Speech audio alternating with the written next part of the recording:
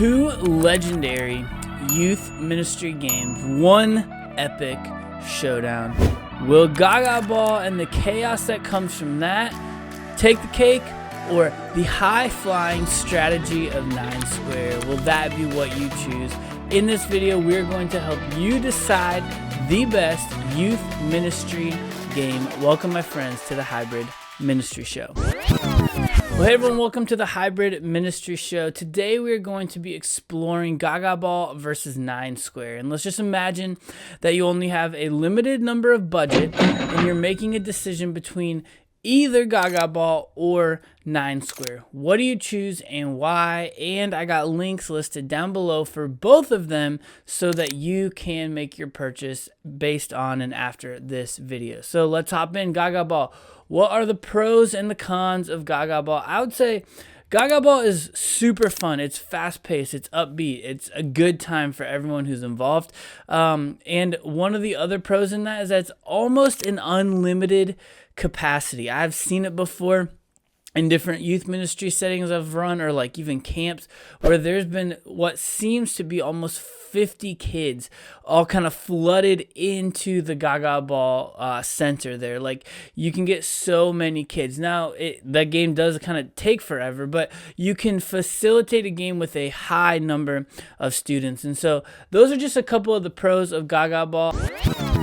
Hey, youth pastors, church communications people, would you like to have your social media dialed in for the next 90 days, especially with summer on the horizon? Listen, that's exactly what you're going to get with the summer and seasonal social media pack. It's a new product that I'm rolling out exclusively on my Patreon. It's 3 months of custom strategic content for less than $20. And this is built specifically for busy youth pastors like you who want to stay active on TikTok and Instagram Reels and YouTube without spending 10 plus hours a month figuring out what to post. So here's what you're going to get. You're going to get 50% of the content completely done. It's turnkey, plug and play, post it and go.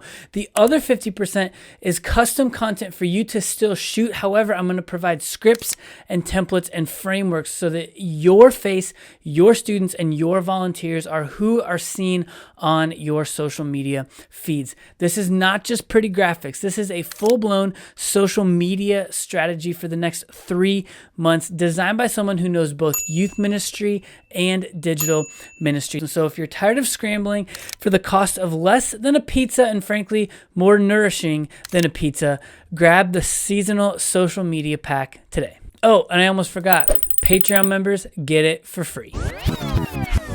I would say a couple of the cons would be it does take up quite a bit of like floor space. Like, the footprint of a Gaga Ball pit is pretty massive, and so you have to commit a pretty large section of your space, a pretty large section of your floor to Gaga Ball. And unless you get a portable one, it's pretty permanent, and there's really nothing else you can do in that space. The other thing I'll say about Gaga Ball is, in my experience, it does tend to lean a little bit more middle school. It can get a little bit rowdy, and if kids aren't taking the game seriously or they're not getting out when they should, it can get a little bit chaotic. It can get a little bit rowdy, and that's just something that you have to be aware of and something that you have to manage. If you look at the link that I posted down below, though, however, I actually recommend an inflatable and deflatable Gaga Ball pit, because depending upon your space, especially if you have to tear it down, you can put it up every week with like just a blower. Think like,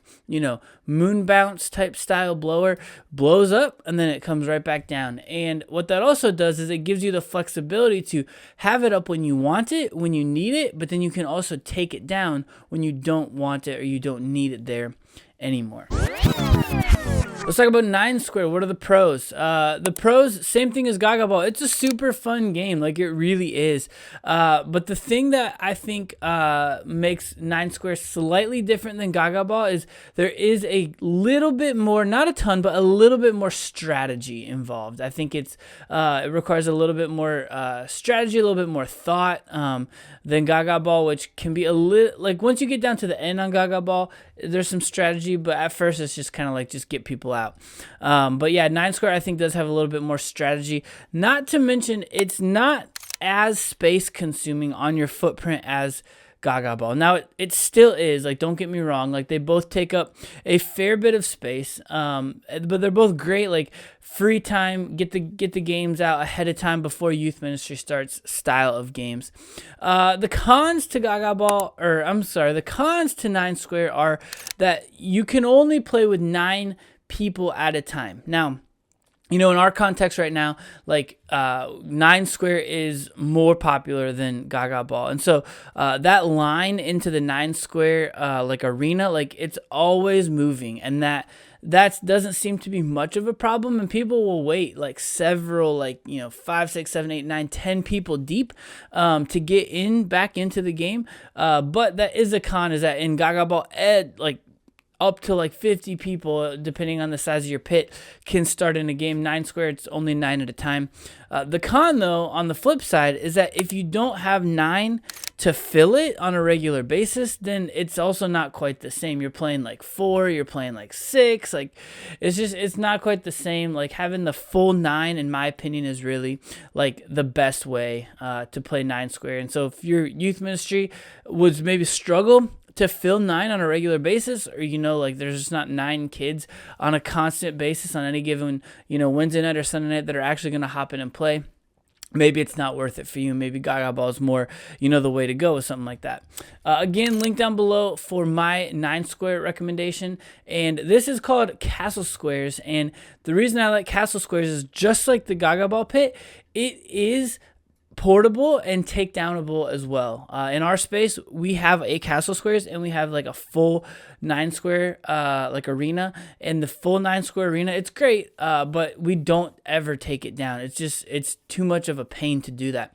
But the Castle Squares, instead of having like all the individual poles down, it only has the 4 on the corners, and then just up at the top, it uses straps to create your 9 spaces. And so, I used to work at a church that I would set up the Gaga Ball pit and the 9 Square pit every single week. Set them up and then tear them down. And I would set them up like middle of the day. We met on Wednesday nights, on Wednesdays, and then I would have our volunteers tear them down when it was over and put them back for me at the end of the night. And so if you have the space and you have the budget, I would recommend getting both of these. They're both fantastic, and they're also both very like nimble and portable. You're not going to be committing this corner of your room for the rest of your life to either be 9 Square or either be the Gaga Ball corner.